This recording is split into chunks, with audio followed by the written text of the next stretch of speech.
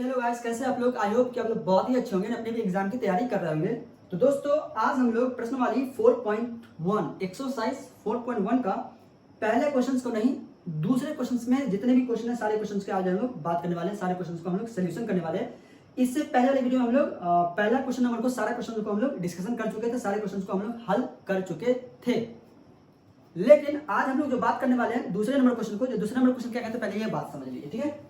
दूसरा number question कहता है कि निम्न स्थितियों को द्विघात समीकरणों के रूप में निरूपित कीजिए। मतलब एक लॉन्ग्वेजी क्वेश्चन दिया हुआ है और उसे हल करके हमें द्विघात समीकरण के रूप में लिखना है। द्विघात समीकरण बोले तो किस रूप में, द्विघात समीकरण बोले तो ax² plus bx plus c बराबर 0 के रूप में हमें लिखना है, जितने भी नीचे में क्वेश्चन दिए हुए। तो आई थिंक मेरे हिसाब से कितने क्वेश्चन है, 4 क्वेश्चन दिए हुए हैं और सारा 4 क्वेश्चन को आज हम लोग हल करेंगे, ठीक है। वीडियो के अंत तक बने रहेगा ताकि आपको सारा सॉल्यूशंस क्लियर से आराम एकदम आसानी से समझ में आ जाए, ठीक है। तो चलिए हम लोग पहले क्वेश्चन नंबर की बात कर लेते हैं, ठीक है। तो चलिए हम लोग पहले क्या करते हैं, क्वेश्चंस पढ़ के आपको बताता हूं, फिर आपको क्वेश्चंस को क्लियर करता हूं, ठीक है। कहता है कि क्वेश्चंस अगर सामने आपको किताब सामने है और कॉपी कलम सामने, तो लिखना सीधे स्टार्ट करिएगा। पहले क्वेश्चन को समझ लीजिए। क्वेश्चन कहता है कि एक आयताकार भूखंड के क्षेत्रफल जो है वो 500 क्या है बोले 28 मीटर है। मान लेते हैं कि ये मेरा क्या एक भूखंड है, क्या बोले ये मेरा क्या एक भूखंड है जिसका जो क्षेत्रफल है वो कितना बोले 528 मीटर। मीटर ये ना 528 मीटर स्क्वायर, क्या बोले मीटर स्क्वायर, चलो ठीक है, मीटर जो वो स्क्वायर में, चलिए ये कितना है 528 मीटर स्क्वायर में दिया हुआ है, ठीक है। चलिए कोई दिक्कत नहीं। कहता है क्षेत्र की लंबाई मीटर में है, क्षेत्र की लंबाई चौड़ाई के दुगने से एक अधिक है। कितने से, क्षेत्र की जो लंबाई है, इस क्षेत्र की जो लंबाई है वो दुगने से, इसकी जो लंबाई है वो दुगने से क्या है, दुगने से, चौड़ाई जो है वो दुगने से एक अधिक है। तो चलिए पहले यहाँ पे बात कर लेते हैं। यहाँ पे हम लोग तो पहले क्वेश्चन का हल लिखते हैं, ठीक है। मैंने लिखा हल, लिखना क्या पहले, सबसे पहले क्षेत्रफल कितना दिया हुआ, भूखंड का क्षेत्रफल जो है वो कितना दिया 528 मीटर स्क्वायर, ठीक है। भूखंड का क्षेत्रफल तो मेरे को दिया गया, क्या दिया बोले, दिया गया है, क्या दिया हुआ मेरे को यहाँ पे क्षेत्रफल दिया हुआ है। क्षेत्रफल, भूखंड का क्षेत्रफल आप लिख लीजिएगा। भूखंड का क्षेत्रफल कितना बोल दिया 528 मीटर स्क्वायर, क्लियर है। अब कहता है कि भूखंड का क्षेत्रफल का जो लंबाई है वो चौड़ाई के दोगुने से एक अधिक है। तो मतलब यहाँ पे मेरे को दिया हुआ है क्या बराबर लेंथ, मतलब लंबाई, लंबाई जो मेरा दिया हुआ है यहाँ पे वो क्या है चौड़ाई के दोगुने से, मतलब चौड़ाई कितना है 2 गुना चौड़ाई। तो चौड़ाई के एक चौड़ाई के 2 गुने से एक अधिक है, तो चौड़ाई का 2 गुना प्लस एक अधिक है तो प्लस 1, क्लियर है। लेकिन अब यहाँ देखिए चौड़ाई हमको नहीं पता है तो हमने यहाँ पे मान लिया, क्या माना, गौर से देखिए, माना चौड़ाई बराबर, यार एक बहुत आसान क्वेश्चन है यार, बहुत आसान है। चौड़ाई बराबर मान क्या मान लिया बोले x। जब मैंने चौड़ाई बराबर x माना तब लंबाई बराबर क्या हो जाएगा बोले, लंबाई यहाँ पे लिखिएगा, लंबाई बराबर क्या होगा 2, पहले से ऑलरेडी है तो 2 गुना चौड़ाई मैंने क्या माना अभी x माना तो मैंने लिख दिया x प्लस 1 तो प्लस 1, इसको कैलकुलेशन करेंगे तो क्या 2x प्लस क्या हो जाएगा बोले 1। तो ये मेरा हो गया लंबाई और ये मेरा हो गया क्या हुआ चौड़ाई, क्लियर है। अब आगे चलते हैं, देखते क्या कहता है। हाँ तो कहता है एक आयताकार भूखंड क्षेत्रफल 528 मीटर स्क्वायर है, क्षेत्रफल की लंबाई चौड़ाई के 2 गुने से एक अधिक है। तो हमें भूखंड की लंबाई और चौड़ाई ज्ञात करनी, क्या ज्ञात करनी बोले, भूखंड की लंबाई और चौड़ाई। एक बात बताइए, यहाँ पे जो दिया मेरे एक आयताकार भूखंड का क्षेत्रफल दिया, क्षेत्रफल कितना दिया 528 मीटर स्क्वायर दिया हुआ। तो बताइए हम लोग जानते क्या, जब हमको ये चीज दिया हुआ तो हम लोग जानते हैं, हम जानते हैं, क्या जानते हैं वो, हम जानते हैं, ठीक है। ये मेरा हम जानते हैं क्या, क्षेत्रफल बराबर क्या होता है, क्षेत्रफल जो बराबर होता है वो लंबाई गुने चौड़ाई होता है, क्या होता है वो लंबाई गुने क्या होता है बोले चौड़ाई होता है, क्लियर है। लंबाई गुने क्या होता है चौड़ाई, यहाँ नीचे दिख रहा है, एक मिनट देख लेता हूँ पहले मैं, दिख रहा है कि नहीं, हाँ एक लाइन लिखा जाएगा। चलिए तो क्षेत्रफल बराबर क्या, लंबाई गुने चौड़ाई, तो क्षेत्रफल क्या बोले मेरा 528 है, तो यहाँ लिखेंगे 528 बराबर लंबाई अपने को क्या है भाई, लंबाई अपने को ये निकला है ना, ये लंबाई, तो लंबाई में अपने को क्या है x प्लस 1, यहाँ पे गुना है तो इंटू चौड़ाई कितना माना मैंने x, तो यहाँ पे लिख लिया इंटू x। अब इसको कैलकुलेशन कर देते हैं। तो चलिए यहाँ पे मेरा 528 बराबर, इसको मैं मल्टीप्लाई करता हूँ, 2x को मैंने x से गुना किया तो यहाँ पे क्या होगा 2x स्क्वायर, 2x को मैंने क्या किया x से गुना किया एंड फिर इस 1 को x से गुना करूंगा तो प्लस 1 को x से गुना किया तो क्या होगा x होगा। चलिए अब मैंने क्या लिखा इसको सीधा लिख लेता हूँ x स्क्वायर प्लस x और ये वाला बराबर की उस तरफ नहीं, पहले मैं सीधा कर लिया, मैंने इसको सीधा वे में लिख लिया। अब मैं क्या करता हूँ इसको जे करते हूँ प्लस x को जे करते हूँ, इसको उठाकर इधर लेके आते हैं तो 500 इतना 28 बराबर हो गया 0। क्वेश्चन के अनुसार हमें कह रहा था कि दिए गए नीचे में जो दिया गया विकल्प था और सॉरी क्वेश्चन जो था तो उस क्वेश्चन को हमें क्या लिखना है द्विघात समीकरण के रूप में बदलना है। तो ये देखिए ax स्क्वायर इस रूप में है ax square plus bx plus c है ना, ये x स्क्वायर भी है x भी है प्लस c भी है। अब यहाँ प्लस माइनस रहे माइनस रहे या प्लस रहे कोई दिक्कत वाली बात नहीं, ठीक है। तो मेरे इस रूप में ये आ गया तो ये द्विघात समीकरण है। तो हमें इस तरह से इस क्वेश्चन को हल करके बता देना। अगर आपको चौड़ाई या लंबाई ज्ञात करना है तो इसे क्या करें गुणनखंड विधि से तोड़ करके x का मान निकाल लीजिए, चौड़ाई निकल जाएगा। जैसे चौड़ाई लंबाई निकलेगा x का मान निकलेगा यहाँ पे चौड़ाई, तो यहाँ पे लंबाई के यहाँ जाएंगे लंबाई निकाल लीजिएगा, है ना। तो इस तरीके से आप इस क्वेश्चन को आंसर कर सकते हैं। तो ये था मेरा पहले नंबर क्वेश्चन का सोल्यूशन जो कि हमें क्या था समीकरण के रूप में लिखे, तो ये मेरा हो गया समीकरण के रूप में। इस तरह से इसको हम बनाते हैं, इसको नोट करना जैसे नोट कर ले, हम लोग चलते हैं दूसरे नंबर क्वेश्चन की तरफ। चलिए अब आइए अब हम दूसरे नंबर क्वेश्चन को पढ़ते हैं, उसके बाद आपको समझाते हैं, ठीक है। दूसरा नंबर क्वेश्चन कह रहा है कि दो क्रमागत धनात्मक पूर्णांक का गुणनफल जो है वो 306 है। दो क्रमागत धनात्मक पूर्णांक मतलब जो लगातार धनात्मक पूर्णांक की जो मतलब ये जो है गुणनफल है ना भाई, क्या कहता है, हाँ गुणनफल जो 306 है। तो हमें पूर्णांक की संख्या ज्ञात करनी है। चलिए यहाँ ध्यान दीजिए, क्वेश्चन फिर से पढ़ दूं। हमें जो ज्ञात करनी है वो क्या ज्ञात करनी है, हमें पूर्णांकों को ज्ञात करना है, ठीक है। चलिए इंटीजर ज्ञात करना है। चलिए तो मैंने यहाँ पे दूसरा क्वेश्चन को लेता हूँ। तो सबसे पहले बात, दो ऐसे धनात्मक पूर्णांक, दो क्रमागत धनात्मक पूर्णांक। तो पहला पूर्णांक मान लो, पहला धनात्मक पूर्णांक तो मैंने लिखा माना, अपना आप हल लिख लीजिएगा, ठीक है। माना पहली धनात्मक पूर्णांक धनात्मक, इसी तरह होता है धनात्मक, देख लेता हूं स्पेलिंग गलती नहीं, ठीक है। धनात्मक पूर्णांक इसी तरह है, देख लेता हूं पूर्णांक, ठीक है। बराबर मैंने माना x।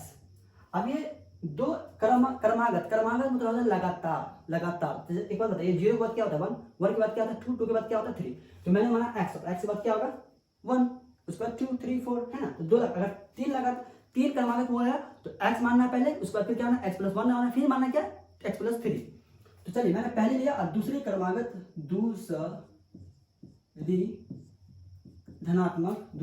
धनात्मक पूर्णांक बराबर क्या हो सकता है x प्लस 1, होगा कि नहीं भाई। क्रमागत दो लगातार की बात हो रही है ना, तो दो लगातार में 1 2 3 4 आता है, ठीक है। तो मैंने पहला माना x, उसके बाद क्या आएगा 1, उसके बाद क्या आएगा 2, उसके बाद आएगा 3। लेकिन अगर यहाँ पे 3 क्रमागत धनात्मक पूर्णांक बोलता तो क्या लिखते आप x मानते, फिर पहली लिखते, फिर दूसरी पहली लिखे x, फिर दूसरा लिखता x प्लस 1 लिखते, उसके बाद फिर तीसरा क्या लिखते x प्लस 2, अगर 4 होता तो x प्लस 4, ऐसे ही बढ़ता चला जाता। तो चलिए 2 पूछ लिया। अब हम इसका गुणनफल दे दिया, इसका गुणनफल कितना है 306, है ना। तो दो धनात्मक पूर्णांक का गुणनफल जो है दो धनात्मक पूर्णांकों का गुणनफल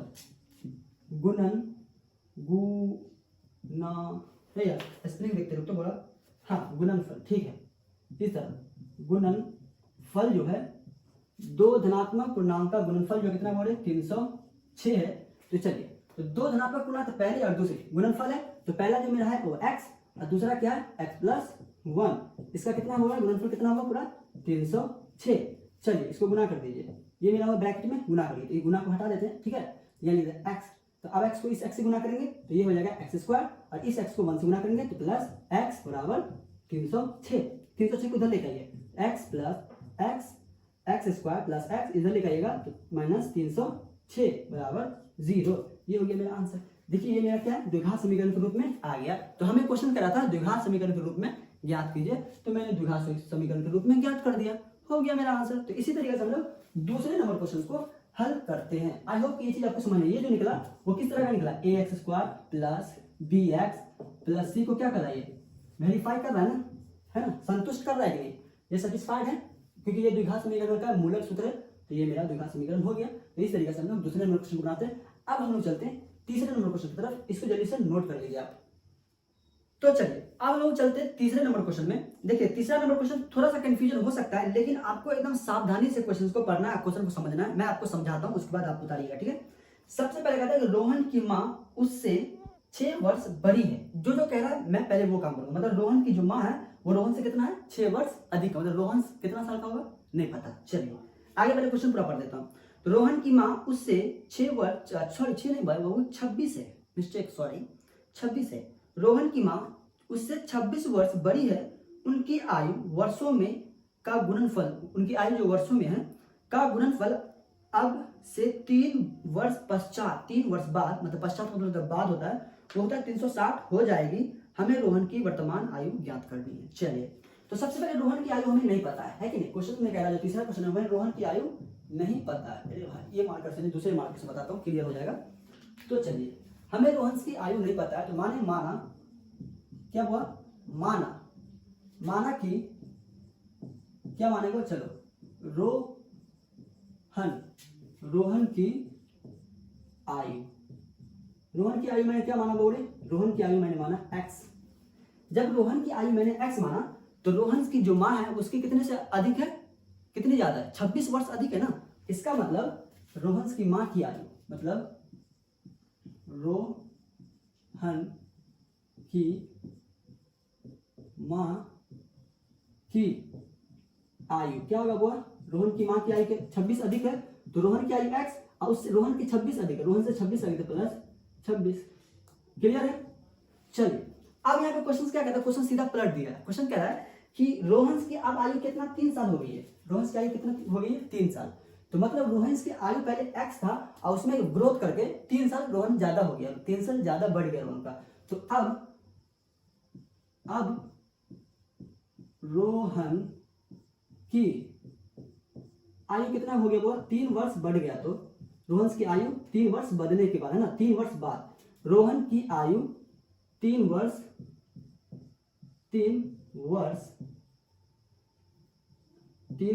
बाद कितना हो जाता है, x प्लस 3, क्योंकि भाई 3 ज्यादा हो गया ना, 3 वर्ष बढ़ गया, तो x प्लस 3 लिखेंगे क्योंकि 3 बढ़ गया। अब एक बात बताइए, जैसे ही रोहन की आयु बढ़ेगी तो उसकी माँ की भी आयु तो बढ़ेगी ना भाई, क्योंकि पहले जो x था रोहन की आयु x, तो उसकी माँ की आयु कितना था, 26 था। तो रोहन की आयु से 26 ज्यादा था, लेकिन अब रोहन 3 साल का ज्यादा हो गया, 3 साल बढ़ गया रोहन की आयु में। तो जाहिर सी बात है, जब ये रोहन की आयु बढ़ेगी तो उसकी माँ उतनी बढ़ेगी, थोड़ी ना रहेगी, उसकी भी आयु बढ़ेगी। इसका मतलब 3 उसमें भी आयु बढ़ गई, तो उसकी माँ की भी आयु 3 बढ़ गई। तो लिखेंगे रोहन की माँ की आयु, रोहन की माँ की आयु 3 वर्ष बाद, 3 वर्ष बाद क्या होगा, x, रोहन की आयु कितना है, रोहन की माँ की आयु कितना है, x प्लस 26 है, तो x प्लस 26। अब 3 वर्ष बाद तो 3 इसमें जुड़ जाएगा, तो टोटल कितना हो गया, x प्लस 29। क्लियर है। चलिए अब ये हम आगे क्या कहते हैं, हाँ गुणनफल अब 3 वर्ष पश्चात 360 हो जाती है। उसका दोनों का जो 3 वर्ष बाद दोनों का जो वर्षों का गुणनफल हो जाता है वो 300 कितना होता है, 60 हो जाता है ना, 360। मतलब 3 वर्ष के बाद दोनों का आयु का जो गुणनफल हो जाता है वो कितना होता है, 360 हो जाता है। तो लिखेंगे 3 वर्ष बाद दोनों के गुणनफल का आयु का गुणनफल, तो लिखेंगे 3 वर्ष बाद है ना, 3 वर्ष बाद क्या लिखेंगे, हाँ 3 वर्ष बाद रोहन और उसकी आयु का गुणनफल, रोहन उसकी माँ की आयु का गुणनफल। तो 3 वर्ष बाद रोहन और उनके माँ की आयु का गुणनफल, आगे लिख दो, चलो यहाँ लिखता हूँ, गुणनफल कितना हो गया, वो 360। क्लियर दिखाई पड़ रहा है, एक मिनट देख लेता हूँ दिखता है कि नहीं, हाँ तो जिंदा दिखाई पड़ रहा है भाई।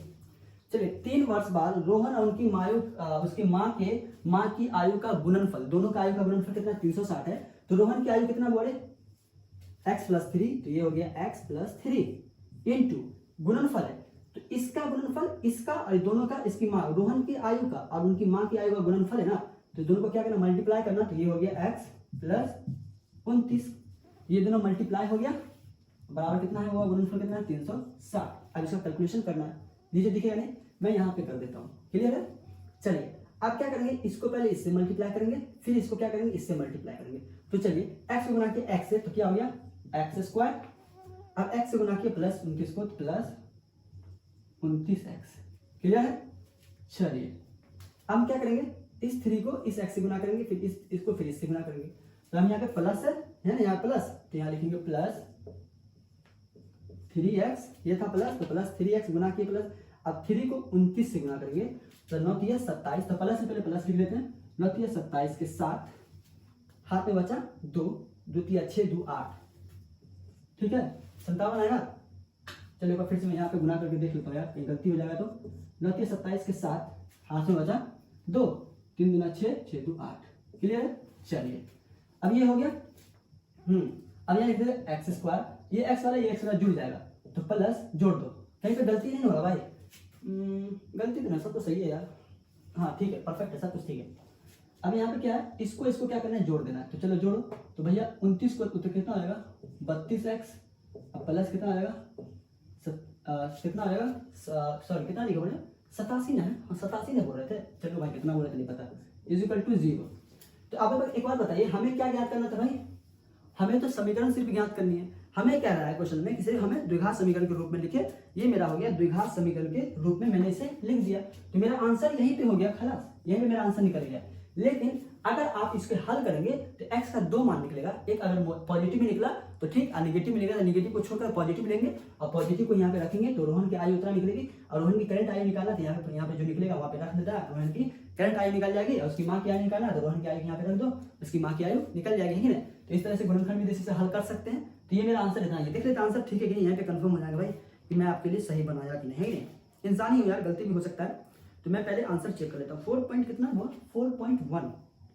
4.1 का दूसरे का तीसरा नंबर क्वेश्चन है, 4.1 का दूसरे का तीसरा नंबर क्वेश्चन है क्या, दूसरे का तीसरा नंबर क्वेश्चन है यार, कहीं पे कहीं ओ यार गलती कर बैठा ना यार, मैंने गलती करा दिया यार, गलती हो गया। यहाँ पे x square plus 32x minus 200 कितना बोले 73 है, मतलब माइनस 273 आएगा, कहाँ से यार ये 273 आएगा, 273, ओ यार गलती नहीं हो गया यार, ये 360 को मैंने लिखा ही नहीं यहाँ पे यार, बराबर कितना है 360, गलती कर दिया, बताया भी नहीं तूने। चलो अब क्या करना है, 360 इधर लेके आओ, ये माइनस 360 बराबर क्या हो गया 0, गलत बात है, बताना चाहिए था, यहाँ पे मैं 360 नहीं लिया, इसको सिर्फ गुना करके उधर छोड़ दिया यार। चलो अब हटा दो, अब घटा दो, यहाँ पे हो गया एक्स स्क्वायर प्लस 32x, इसको घटाओगे तो कितना आएगा, मैं डायरेक्ट लिखूंगा, क्या कर लोगे 273, घटा दो, छोटा में से बड़ा जाएगा तो माइनस में आंसर आएगा 273 बराबर 0, बस हो गया ये आंसर।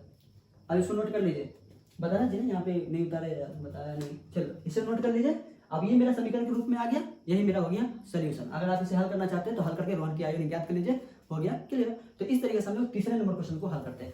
अब हम लोग चल देते हैं चौथे नंबर क्वेश्चन की तरफ, जो कि थोड़ा बड़ा इंपॉर्टेंट क्वेश्चन है, तो इसे नोट करना चाहते हैं नोट कर ले। अब हम लोग क्या करते हैं, इस तरह सोल्यूशन नहीं करेंगे, डायरेक्ट मैं पहले लिख लेता हूँ इस चौथे नंबर क्वेश्चन को, उस पर समझा देता हूँ, वीडियो काफी लंबा होता जा रहा है, इसीलिए इसे नोट करें जल्दी से। हम लोग चलते हैं चौथे नंबर क्वेश्चन की तरफ। तो भाई अब मैं क्या करता हूँ कि वीडियो काफी लंबा हो गया यार, अभी मैं बताऊंगा इस क्वेश्चन को तो 10 मिनट 5-10 मिनट फिर बढ़ जाएगा। इससे क्या होता है, मेरा वीडियो अपलोड करने में बहुत ही समस्या का देखना पड़ता है, समस्या का सामना करना पड़ता है, वीडियो काफी लंबा हो जाता है। इसलिए मैं क्या करूंगा कि जो 4 नंबर क्वेश्चन है ना, वो 4 नंबर क्वेश्चन को एक कॉपी में मैं सॉल्व कर दूंगा, ठीक है, कॉपी पे सॉल्व करके आपको वीडियो बना के अपलोड कर दूंगा, वो जाके देख लीजिएगा, ठीक है। इसी लिंक में इसी मतलब डिस्क्रिप्शन में दे दूंगा इसका लिंक, आप जाके देख लीजिएगा। इसमें अगर आपको 4 ही क्वेश्चन में प्रॉब्लम है तो डिस्क्रिप्शन में जाइए, लिंक वहां पे दिया हुआ है, वहां जाके देख लीजिएगा, ठीक है। डिस्क्रिप्शन में इसका लिंक दे दूंगा, मैं कॉपी पे इसे सॉल्व कर दूंगा। अभी टाइम बहुत ज्यादा हो गया है, इसलिए मैं आज के लिए इतना ही रहने देता हूँ यार, प्लीज क्योंकि मैं देख रहा हूँ बहुत ज़्यादा लंबा वीडियो बन गया। इतना लंबा वीडियो बनाने से क्या होता है, मुझे डाटा बहुत खाता है यार। एक हम लोग का लोकेलिटी एरिया पड़ता है, जिससे नेट का बहुत प्रॉब्लम होता है, वीडियो अपलोड करने में काफ़ी दिक्कत होती है। इसलिए मैं छोटा ही वीडियो बनाता हूँ, ज़्यादा से 15 से 20 मिनट तक, इससे ज़्यादा नहीं। अगर मैं ये वीडियो बना काफ़ी लंबा हो जाएगा, 10 मिनट तक मैं वीडियो बनाता हूँ। इसलिए आज के लिए मैं इतना ही रहने दूंगा, और मेरा जो 4 जो क्वेश्चन बच गया वो क्वेश्चन को मैं कॉपी पे आपके लिए सॉल्व कर दूंगा। ठीक है, कॉपी पे क्या करूंगा, सॉल्व कर दूंगा। आई होप कि ये चीज आपको, जितने भी तीन क्वेश्चन बताया मैं, सारा क्वेश्चन आपको समझ में आ गई होगी। ठीक है, तो अगले क्लास के लिए आप मेरे चैनल को सब्सक्राइब कर दें, और नहीं है अगर देखना चाहते वो वीडियो, तो अभी तक जब तक आप देख रहे होंगे वो वीडियो का लिंक आपको डिस्क्रिप्शन में दे दिया गया होगा। ठीक है, जाके वहां से देख लीजिए। तो हम लोग मिलते हैं फिर से नेक्स्ट क्लास में, एंड हम लोग अगले क्लास में मिलेंगे किसके साथ, 4.2 के साथ, है ना। अभी 4.1 मेरा हो गया क्लियर, अब हम लोग अगले क्लास में 4.2 के साथ मिलेंगे। आज के लिए इतना ही, फिर मिलते हैं हम लोग अगले क्लास में।